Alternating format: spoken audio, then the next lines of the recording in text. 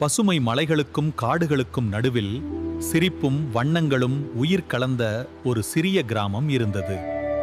கிராம மக்கள் கடினமா உழைப்பவர்கள், அன்புள்ளவர்கள். விவசாயிகள் உதயசூரியனுடன் விவசாயம் பயிரிடத் தொடங்கினர். நெசவாளர்கள் வானத்தின் வண்ணங்களை பிடித்து போல் மற்ற பிள்ளைகள் வயல்களில் ஓடி கிட்டத்தட்ட வண்ணமயமான பட்டாம்பூசிகளை பிடிக்க முயன்றனர். உயர்ந்த புல்களில் மறைமுகம் விளையாடினர். இந்த வேளையில் மற்றவர்களின் விளையாட்டை தவிர்த்து அருண் நதியின் கரையில் கற்களை சேகரிக்க விரும்பினான். ஒவ்வொரு கல்லும் ஒரு சிறப்பு கதை சொல்லும் என்று அவன் நம்பினான். ஒரு மாலை ஒரு கல் முதன்முறையாக அவனிடம் பேசியது. கடந்த கால ரகசியங்களை வெளிப்படுத்தியது. ஒவ்வொரு கல்லுக்கும் ஒரு கதை இருந்தது. பண்டைய நதிகள், காட்டில் வாழ்ந்த உயிரினங்கள், காலம் கடந்த மனிதர்கள். ஒரு பழைய உடைந்த கல் அவனிடம் எச்சரித்தது. கிராமத்தின் மேலே மலை அபாயத்தில் உள்ளது.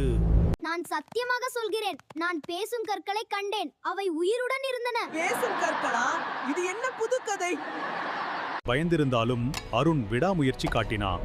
அவன் சில துணிச்சலான கிராமத்தார்களுடன் சேர்ந்து மலை மீது பாதுகாப்பு திட்டங்களை அமைத்தார். தீவிரமான மழையும் காற்றும் வந்தது. மலை உடைந்து பாறைகள் விழுந்தன. ஆனால் அருணின் திட்டம் கிராமத்தை பாதுகாத்தது. அந்த நாள் முதல் அருண் பண்டைய கற்களின் காவலராக ஆனான்.